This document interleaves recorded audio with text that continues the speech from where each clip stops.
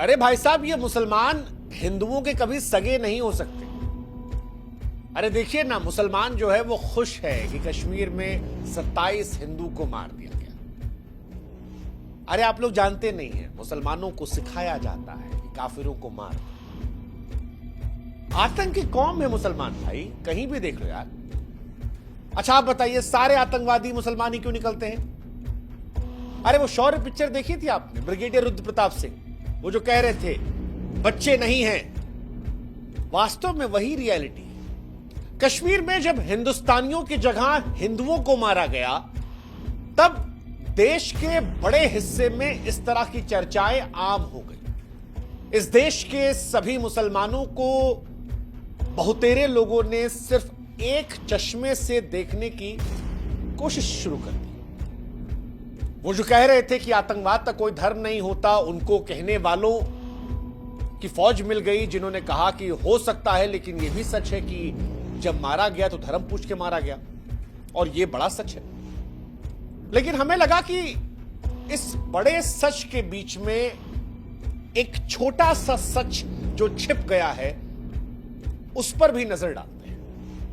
वो सच जो इन तस्वीरों का है, वो तस्वीरें जो चीख चीख कर कह रही हैं कि सर जनाजा तो कश्मीर में भी उठा है, आंसुओं का सैलाब तो कश्मीर में भी बह रहा है। एक मां ने अपना बेटा, एक बहन ने अपना भाई हमेशा के लिए कश्मीर में भी खोया है सर, और वो हिंदू नहीं था, वो मुसलमान था।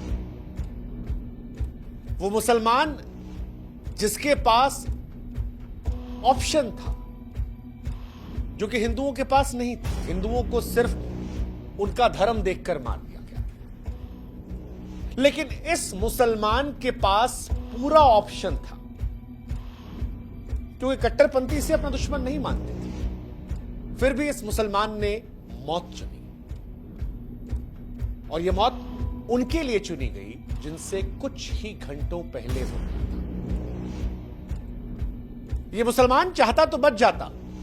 यह जनाजा जो आपको दिख रहा है, इस जनाजे में इस मुसलमान को नहीं होना चाहिए था, अगर इस मुसलमान ने अपने बारे में सोच लिया होता।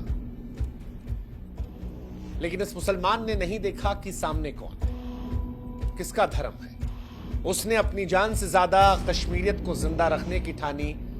मौत सामने थी, लेकिन जिंदगी दूसरों की बचाने की उसने जंग लड़ी। आतंकवादियों से भिड़ गया, कहा कि ये हमारे मेहमान हैं, और फिर आतंकवादियों ने गोलियां मार दी। कश्मीर के पहलगाम में 28 लोगों की मौत हुई है, जिसमें एक मुसलमान है, और उस मुसलमान की कहानी को भी बयां किया जाना चाहिए, क्योंकि अगर आप इस देश में मुसलमानों पर सवाल उठा रहे हैं, तो आपको उस मुसलमान को शुक्रिया भी अदा कहना पड़ेगा, जिसने अपनी जिंदगी दांव पर लगा दी ताकि कुछ लोग जिंदा रह सकें। और आज की कहानी में दो ऐसे मुसलमान हैं जो रिश्तेदार हैं, एक जिसने जान गंवा दी, और एक जिसने 11 लोगों की जान बचा दी। और अगर आप उस मुसलमान का शुक्रिया अदा नहीं कर सकते, तो आप भी इंसान नहीं हैं। हाँ, अगर आप हिंदुओं की भी हिमाकत कर रहे हैं, तो ये वो मुसलमान है जनाजे में जो हिंदुओं को बचाने के लिए कुर्बान हो गया। ये वो मुसलमान है जिसने इंसानियत को नहीं मरने दी। जब हिंदुओं को कट्टरपंथी मुसलमान मार रहे थे, इस आधार पर कि वो हिंदू हैं, तब उस बड़े सच के बीच में एक ये भी मुसलमान था जो दुनिया को बताने की कोशिश कर रहा था कि साहब, इस्लाम सिर्फ खून खराबा नहीं सिखाता, और सब इस्लाम में नहीं है जो खाली खून बहाते हैं। कुछ ऐसे भी हैं जो जिंदगी बचाने के लिए कुर्बान हो जाते हैं, और उनमें से ये है जिसका जनाजा आप यहां देख रहे हैं, क्योंकि इसने अपनी जान एक हिंदू की जान बचाने के लिए गंवाई है। और ये इसका अपना इस्लाम है, जो उस इस्लाम से अलग है जिसे वो कट्टरपंथी मुसलमान जो कश्मीर में आए थे और पैंट उतार कर कलमा पढ़वा कर चेक कर कर गोली मार रहे थे। कश्मीर में जो कुछ हुआ है उसने हिंदुस्तान की गंगा जमुनी तहजीब को हिला कर रख दिया है। इस देश में वैसे भी हिंदू मुसलमान कम नहीं था और इस घटना के बाद वो जो मुसलमानों के लिए हिंदू आवाज उठाते थे उनको कटघरे में खड़ा किया जा रहा, कहा जा रहा है कि सबसे बड़े दुश्मन तो तुम ही हो। तुम ही दिन भर कहते थे कि देखो ये नहीं है और अब देखो इनकी कौम ऐसी है। लेकिन इस आरोप के बीच में यह तस्वीर बार बार सोचने पर मजबूर करती है कि क्या वाकई में आप जिस तरफ मुड़ना चाह रहे हैं वो सही है, या इंसानियत की लौ अभी भी जली हुई है उस जनाजे पर जहां पर एक मुसलमान लेटा हुआ है, इसलिए क्योंकि वो आप हिंदुओं को बचाना चाहता था और ये बताना चाहता था कि साहब सब मुसलमान एक जैसे नहीं होते। जब कश्मीर का कड़वा सच हम बयां करते हैं तब हम ये बताते हैं कि वहां धर्म के नाम पर खून बहा है, लेकिन इस जनाजे को देखकर ये तस्वीर भी चीख चीख कर कह रही है कि साहब एक मुसलमान तो वहां भी था। इस्लामिक कट्टरपंथी के खूनी आग में जलती कश्मीर की धरती पर इस शहीद मुसलमान की कहानी भी सुनानी चाहिए और आज ये कहानी भी हम आपको सुना रहे हैं और आपको भी कहानी सुननी चाहिए। दो तरह के लोग इस देश के दुश्मन हैं। एक वो जो इस मौके पर देश के हर मुसलमान को गाली देते हैं। इस देश के मुसलमान को भी इससे धक्का लगा है और कई मुसलमान ऐसे हैं, मेरे मित्र भी हैं, आपके भी मित्र होंगे, कई सारे कलाकार ऐसे हैं, स्पोर्ट्समैन ऐसे हैं जो कह रहे हैं कि हम भी शर्मिंदा हैं यार और इनकी वजह से हमको भी बदनाम होना पड़ता है।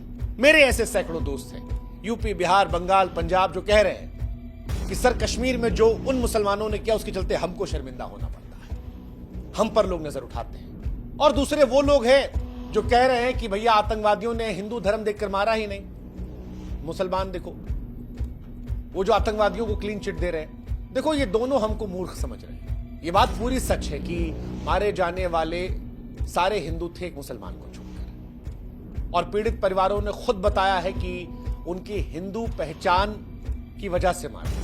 लेकिन इस नरसंहार के बीच में दो चेहरे थे जिन्होंने अंधेरे में उम्मीद का चिराग जलाया, और आज उन्हीं दोनों के बारे में बात की जाएगी। जो जिनमें से एक मरते मरते शायद कह गया कि साहब मैं नहीं हूं, लेकिन आप ये मत कहना कि हर मुसलमान आतंकवादी होता है। कुछ होते हैं जो आतंकवाद का विरोध करते हैं, कुछ हैं जो कुरान के नाम पर खून बहा रहे हैं, लेकिन ऐसे भी हैं जो इंसानियत को बचाना चाह रहे हैं। एक सैयद आदिल हुसैन शाह जिसने पर्यटकों की जान बचाने के लिए आतंकवादियों से लड़ते हुए जान गंवाई, और दूसरा नजाकत अली इन्हीं के परिवार का जिसने 11 बेगुनाहों को मौत के मुंह से खींच लिया।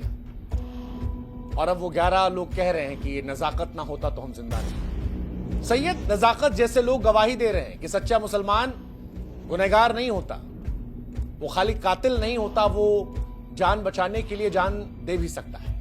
और सैयद की कहानी सुनकर आपके रोंगटे खड़े हो जाएंगे। उसके जनाजे की तस्वीरें आपने देख ली, लेकिन सैयद की कहानी सुनकर आप सोचने पर मजबूर होंगे।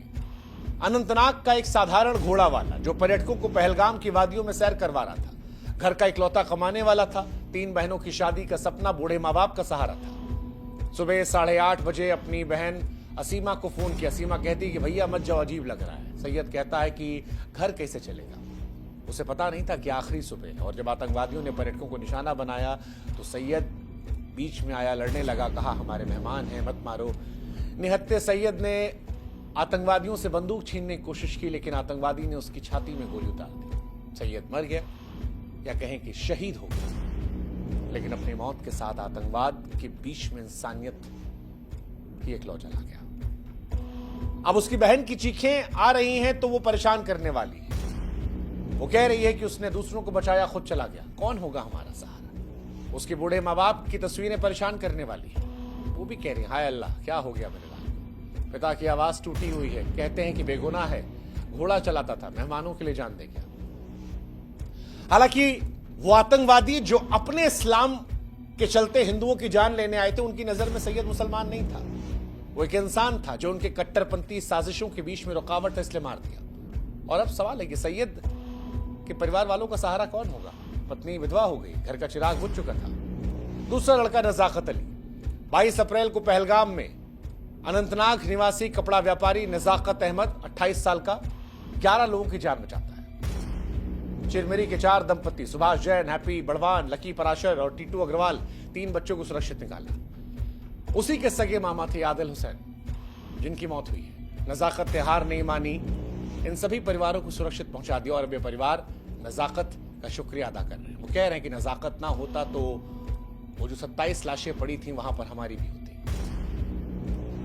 सैयद नजाकत जैसे लोग ये गवाही देते हैं कि अगर कोई सच्चा मुसलमान है तो वो सच्चा इंसान भी है, और अगर सैयद नजाकत जैसे लोग नहीं होते तो शायद हम भी मान लेते कि पूरा कश्मीर आतंकवादियों का है। लेकिन ये साबित करते हैं कि कश्मीर की धरती पर इंसानियत है और